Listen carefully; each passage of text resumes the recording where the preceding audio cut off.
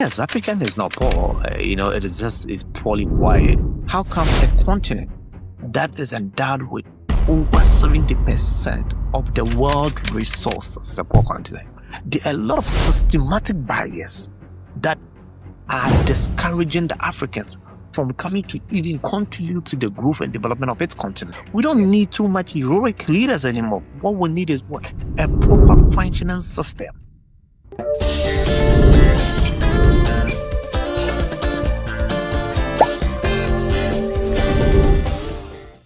Welcome to another episode of Life Campus, African Solutions to African Problems. Today's episode, we have a challenging conversation on one of the most common narratives about Africa, the idea that Africa is poor, underdeveloped, or lack of potential.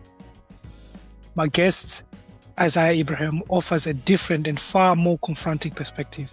He argues that Africa is not poor, it is just poorly wired, that the continent does not suffer from a lack of talent, resources, or ideas, but from a lack of execution frameworks, the systems, incentives, and institutions needed to turn potential into outcomes. In a world where over 200 million Africans live in the diaspora, excelling within well-functioning systems abroad, we have to ask an uncomfortable question. If Africans thrive elsewhere, why do outcomes remain weak at home? In this episode, we explore leadership, institutions, systems failure, and what it really takes to move Africa from promise to performance, both on the continent and through meaningful diaspora engagement. This is a conversation about responsibility, execution, and building systems that actually work. So, Issah, thank you very much for joining me. I appreciate your time. Before we get into the conversation, can you please introduce yourself, tell people why you are so passionate about Africa and especially about supporting the youth in Africa? All right. So, as Riley says, so my name is I'm Ibrahim Issah, and as I am affectionately called the voice of the youth, others call me the voice of voiceless, because my passion is derived from the point that we cannot continue to have Africa on this trajectory, because it has often been said that you cannot achieve new results if you continue to repeat the same thing in the past. So there's a need for us to have a paradigm shifts. And over the past 1 decade, I have dedicated a lot of my time in the youth space in ensuring that we're not just empowering the African youth, but we're giving them the voice for them to be part of decision making, for them to be parts of a policy discussion, for them to shape conversation around their life, for them to shape the new paradigm shift. Because believe me or not, we're heading towards a trajectory. Africa has the youngest population. The medium age in Africa is average 19, and African destiny is in the hands of leaders that are averagely 82, 83. And that's merely because the African youth have not even realized its voice, its powers, its potential, its ability. And they continue to, negate these functions, these abilities in the hands of old people who cannot even live for the next 20 years. And that is why you see the AU now championing agenda 2065, when they very knew that they will not even live up to 2065. So they will not be responsible for those decisions because they are not going to be around. And so that has been my life. Also, this is Ibrahim Issah as part of my academic journey. So I run purely consulting services, in the area of trade, business, bilateral cooperation, and then education. I sit on quite a number of technical committees, so when it have to do with education space in Ghana. So I serve a technical person reviewing education curriculums, regulations that govern education and special education space. So this is a short feel about Ibrahim. Okay. No, thank you. It sounds like you're involved in a lot of things, and actually, the idea of focusing on the youth. I had a conversation with someone who said Africa does not have a problem of leadership by a lack of courageous youth. What are your thoughts That, to that? yes, I agree with the person 100%. You see, because it is not the case that we African have problem with leadership. Mm, Because you don't have youth that are courageous to take over the mantle of leadership.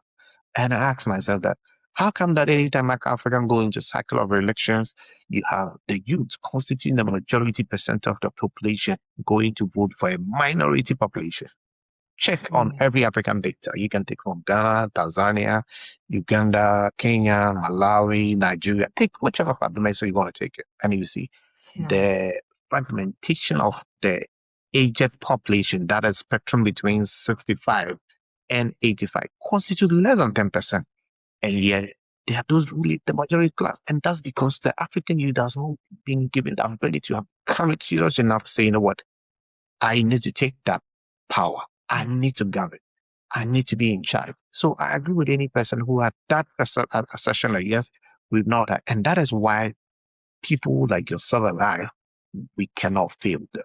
That is what we Mm. need to let the youth know the power that they have. Yeah. That you know, this is the time for you to take. And that's because you see, sometimes I said that, let me see, when people do not even know how they're endowed in terms of abilities. Okay, Yeah. they it's a risk us. So we owe it a duty to them to empower them to be able to know what God has given them, power that they have. You know. So one of the things that's attracted me to your LinkedIn profile is one of your posts that you said in there, Africa is not poor, but it's poorly wired. Can you explain a little bit more for us? What does that mean? Because if we know the Africa that we are shown on TVs and all that, it's all about poverty, it's all about wars, it's all about uh, waiting for support from the East, from China, from the West, and things like Mhm. that. So when you are saying then that Africa is not poor, what do you mean? Yes, African is not poor. It is just is poorly wired. What do I mean by that? Is he? I mean, take it down. From the 14th, century, right? Mm, I mean, the great Crusades and all down to the 21st century, right? Empirical evidence has shown that look, Africa is endowed with abundant of resources, both human and natural resources.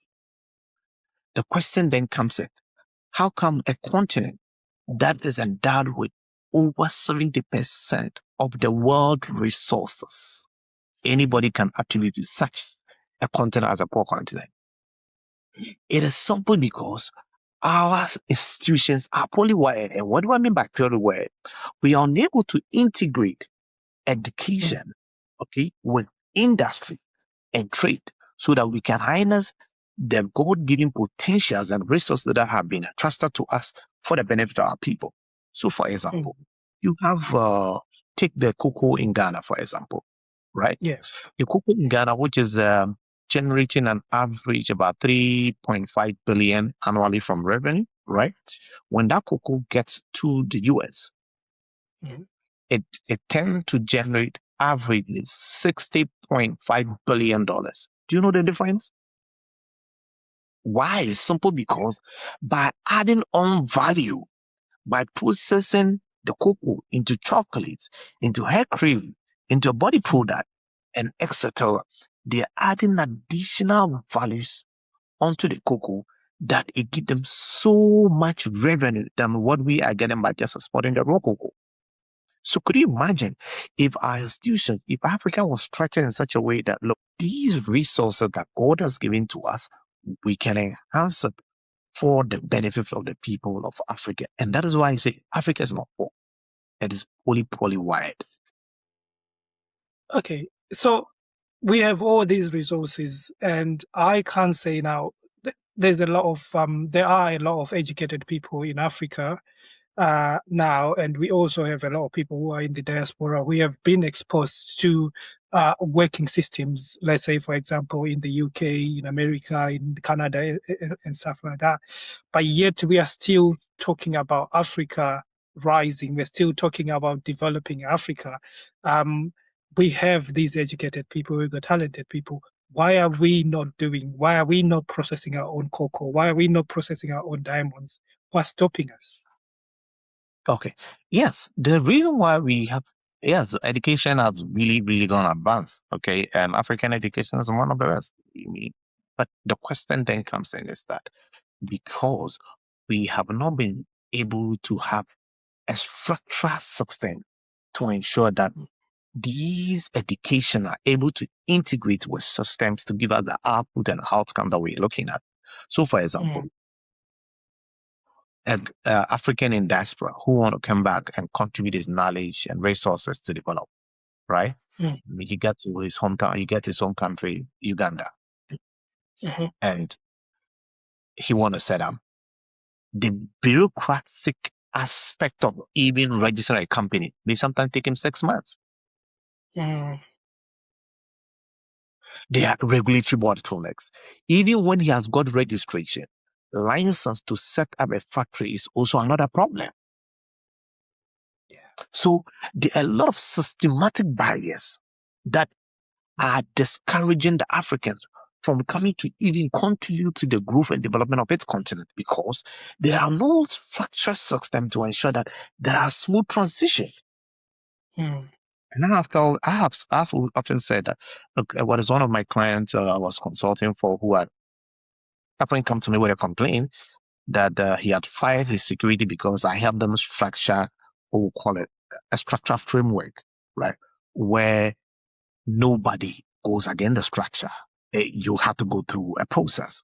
And one of the rules is that between the hours of 8 to 5 p.m., nobody drive his vehicle inside. You park at a canal. You don't drive it. Then he was at work when the wife apparently had gone to a hospital or something, decided that, you know what, let me drive in to go and see my husband, right? But the structure instruction is that nobody drives in, which the security man is aware of it. So he gets in there and say, open the gate and say, hello, ma'am, we can't drive in. You have to go and park. Is that what? He said, yeah, you can drive in. In fact, apparently he even know who she was. Back and forth, she pulled out a phone, then called the husband, say, you know, do you know I'm at your workplace and your security man here is telling me that, no what? You can drive me. He said, what? Wait a minute, I'm coming. He got in there and said, what? Do you know who she is? He said, that's my wife. He said, oh, sorry, okay. But you know, the rule here is that nobody drives it. Yeah. You know? He walked to his office and you know what? The next minute is that he phoned HR and said, what? That security guy is fired. Yeah. Because he does not even understand how systems should operate. Yeah. So what is actually the differentiation between us and that of developed world is that systems are functioning. And I say that, look, until African develops systems and institutions that are more powerful than individuals, Africa will not make any progress. Because we don't need too much heroic leaders anymore. What we need is what? A proper functioning system. So that today, when my brother, you decide that, look, you know what? I want to be in Ethiopia to start a business. Or what I need to do is what? Shift on the system, click on a button, place it, and in 5 minutes, I should get it. I'll just sell it. As of yesterday, I sat behind my computer. In less than 10 minutes, I set up a company for a client in Canada. Certificate is real for it to operate because systems are allowed to operate. Africa is not doing that. So system framework and other few bottlenecks that are such as, tariff rates, energy and other few components are the cause of the reason why African are able to process it God-given resources to be able to achieve the result of studying it. Okay, so obviously there is issue of bureaucracy here, and the people in power, the governments, and stuff like that. But when you're talking on individual level, what can we do as individuals? Because these things are there, these structures are there, and they're not going to disappear overnight. But as individuals, is there a way that we can take ownership of some of building up all some of the systems to start actually seeing things happening for us. Exactly the point that you have just hit on. Yes, we have to take ownership, especially the youth. Because you know what, every conference, every seminar I've sat in, the first language you hear them say is, look, the future belongs to the youth, the country belongs to the youth. The question I ask is, why has the youth not taken over what belongs to you? Why do you still leave what belongs to you in the hands of people who believe they don't own it? So it is time that for those of us in the diaspora, this is a time for us to look at all the weakness within our systems and build solution for it. Because the country belongs to us. Africa belongs to us. So we cannot just leave it and say, you know what, the systems, their bureaucratic nature, and for that matter, we leave it. No, I said, look, I was standing there. I say, you go to Kenya, M-Pesa, right? Before M-Pesa start operation, right? You can queue for more than 6-7 hours in the bank in Kenya to be able to get access to money, right? Now, when these young guys develop M-Pesa, what it means is what they probably revolutionize within the financial sector in Kenya. Right? Now, the traditional banks in Kenya are being compelled to bring efficiency because they'll be wide up of business. So I believe that if we, the youth, and most especially people in diaspora, begin to take ownership and say, you know what, why is it that it takes so long for somebody to set up a business, right? Can I build a software system where, when you want to apply search for quickly, you can create a button. And that's one of the things I do, okay, helping diaspora people to integrate back into the African continent. So what do? I do market accessibility. I do certain registration. I do the settlement meetings and as well with stakeholders to ensure that we reduce some of the bottleneck that we go through when you need to come back to integrate. And so for that matter, on independent level, I call and I challenge every African youth to know wherever you are to take up the mantle. Let's, own the country. Let's own the continent and begin to do the small things within our corner and change it and make the African we want it to be. Perfect. So I'll come back to how you can support people and help people kind of, especially if they are like in the diaspora and they're coming back to Ghana. We'll come back into that to that. But the question I want to ask is obviously centered on the diaspora in terms of like, are there any lessons that we can learn from Ghana based on the project that was initiated in 2019? I think it's called the Year of the Return in 2019, where the Ghana was encouraged. Yeah. Do you have any insight in terms of like how it's working, how it worked? Is there anything that we can learn, other African countries they can learn from that, either good or bad, either way? Yeah, I think that's one fantastic thing that Africans can learn from, and this is how the Wheel of Return operated. After Ghana happened, realized that look, for decades now, century, we have got people in very diverse environment across the globe, right? There's a need for us to put in mechanism that would encourage them to come back home. And that's because, like I said, the bureaucratic nature. Okay, so I want to get a visa to even come back home for a holiday. And it took me like 3 months before I got a response on my visa application request. How do I do proper planning? How do I do my scheduling? How do I take leave? So these things are things that does not actually encourage people in the diaspora to come. So what did Ghana do? Ghana said, you know what? Let me dedicate a full year. So I'm calling the Year of Return, right? Now, all my diplomatic missions across the globe, anybody who apply visa to come within this period, you have 2 weeks within which to make the visa available to that person. Now, when they come to the airport, I have dedicated officials, right, who welcome these people and engage them. I'm going to have culture integration. I'm going to have dinner. A fully integrated approach. So they really appreciate and understand the concept because it's been years that they travel. So they need to be able to feel at home, be able to understand the basic culture ethic, right? And we took them across the country, the tourism side, the historical artifacts, and etc. And this brought what I call, inside of what I call, a spiritual bond back. And these energy and synergies has created, a continuum visit. Because after they came in the year return, actually, as this last year, we did over 1 million diaspora visits back into the country. That's because after the year of return exercise, people have now seen the need to come back and reconnect with their culture heritage. So I think it is Mm, one thing that uh, Africans can take from what have to do with the Ghana year of return. And maybe we should not just be doing about Ghana year of return. What if we're doing African year of return, right? And then I mean marketing it, showcase it, in Fox, in Al Jazeera, and BBC, right? And we telling all our embassies and diplomats across the globe to ensure that we facilitate in bringing mm, our people back so that we can integrate, so that the carnival will not just be a carnival around Ghana, but it could be a carnival around Ghana, Togo, Nigeria, Bonny, Burkina Faso, and Cote d'Ivoire. Let's integrate because African is the only place we have. And I think that, yes, Africans should also take advantage of what success Ghana has been able to realize from the year of return and highnesses because they brought so much revenue, both direct and indirect. Because as they come, tourist attraction, food vendors, right, transportation, security, every mm, facet of the society is activated, and it is a thing that Africans should also learn from what Ghana had experienced with the year return, and mm, it is a black star for Africa. So anywhere you are now, we are not just limiting the Ghanaians in the diaspora. We're saying that look, Africans have lost everybody come and experience what the black star of Africa is. What is it that make Ghana the black star?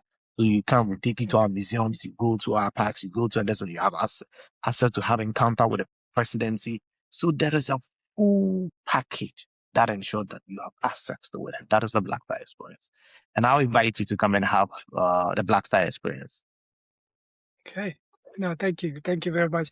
I think Ghana is one of the African countries that I really want to visit. I think there's a lot to learn. I've met a lot of Ghanaians in the UK, and yeah, I'm very curious about the country. So hopefully one day you will be hosting me. Yeah, nice. Uh, I've already sent you the invitation. Go get me your business.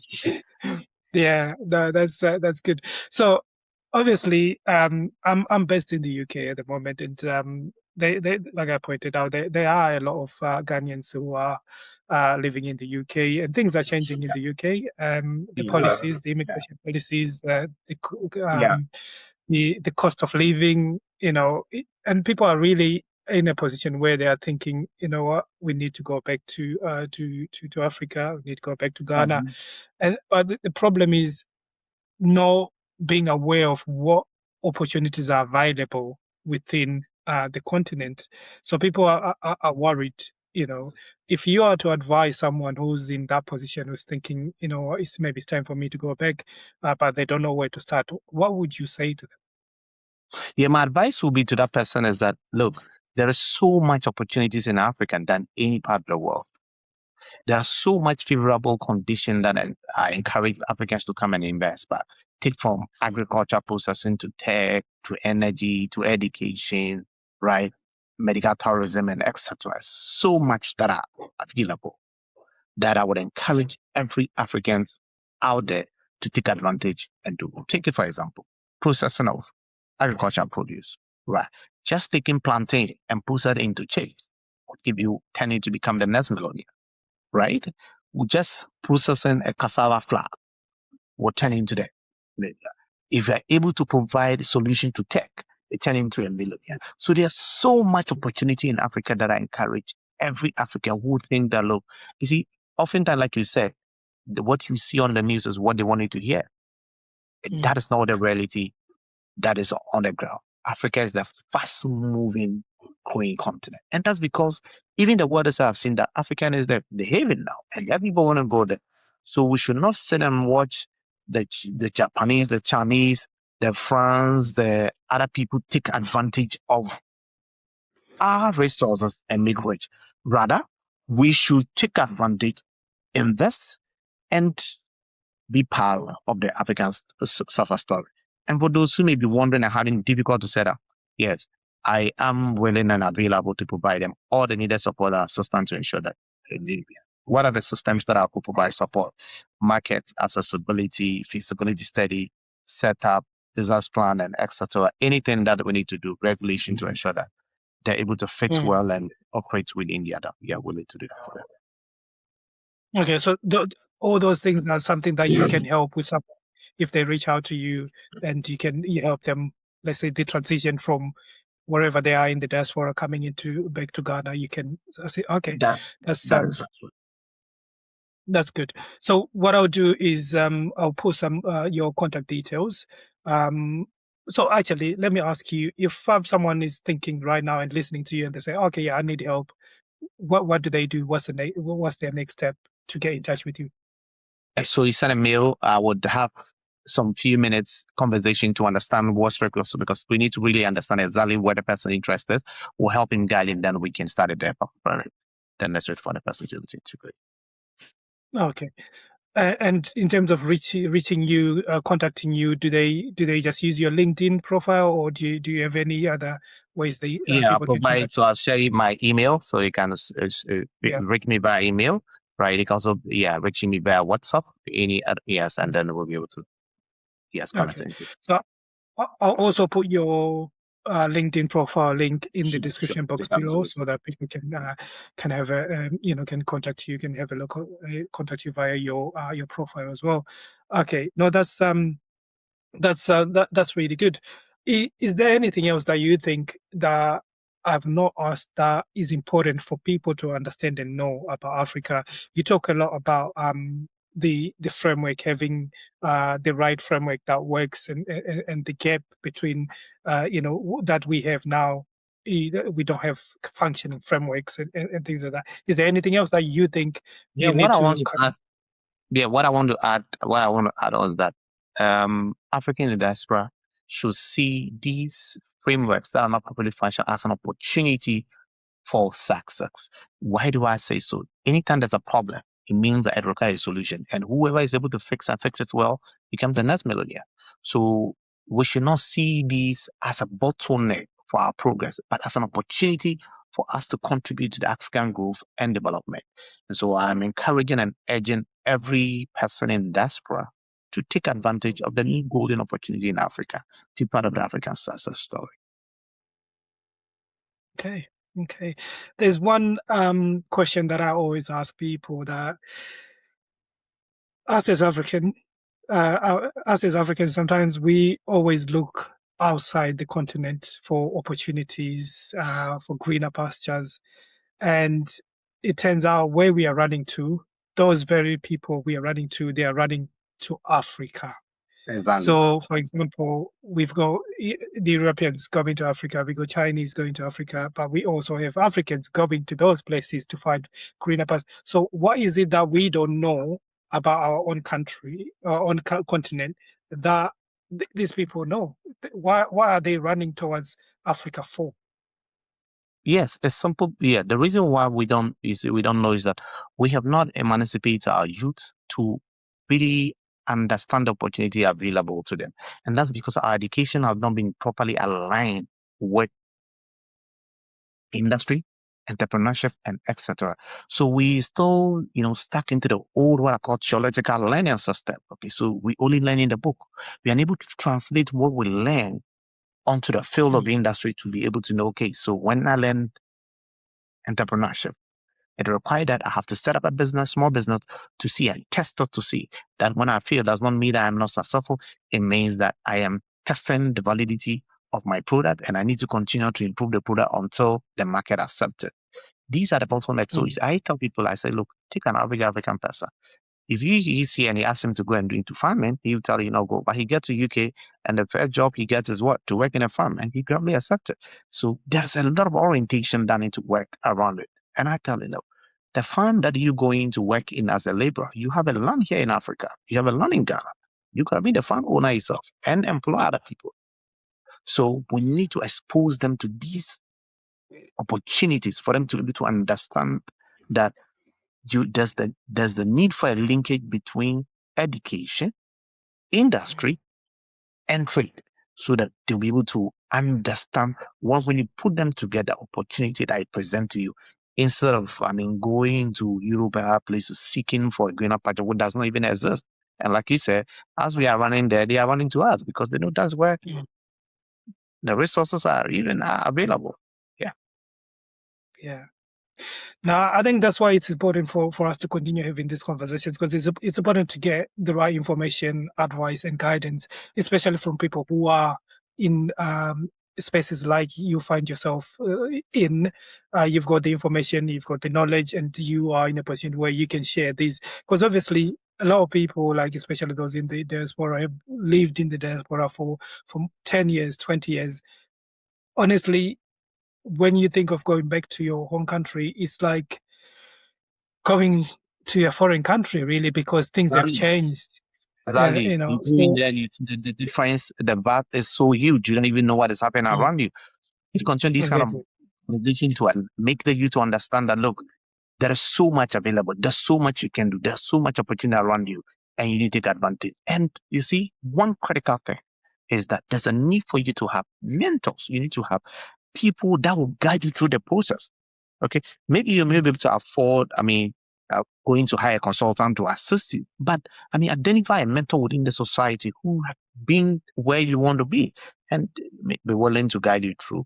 So I'm sure we need to continue this kind of conversation and see how best we can help ensure that the African youth take advantage of the golden opportunities that are available to the African youth. Okay. All right. No, that's really good. No, I thank you very much for your time, Isaiah, and hopefully we'll have another sit down and have another Sure. conversation. We'll definitely have And another session with you to do and continue that. Thank you yeah, very much we for need to me. conversation. Yeah. Yeah, Okay. I appreciate that. And have a good day. And we'll catch up soon. Definitely. Thank you very much for staying with me until the end of the conversation. I hope you found something tangible, something that you can use, you can take and implement and use in your own personal journey. One thing to remember, you're not alone in this journey. There's a lot of us who are in this journey. So before we go, I want to leave you with a challenge rather than a comfort. So if Africa were truly poor, then Africans would struggle everywhere. But across the world, Africans are thriving inside worldwide systems in business, medicine, technology, academia, and public service. As Issah Ibrahim has reminded us today, the issue is not potential. It is execution. It is institutions. It is incentives. It is the wiring. The question is no longer whether Africa can develop, but whether we are willing to do the hard work of building the systems that work beyond personalities, politics, and passion. For those on the continent, this is a call to demand better execution. If this conversation resonated with you, please share, like, subscribe, and continue the conversations in the comments section below. Until next time, keep questioning, keep building, and keep thinking structurally. Thank you very much.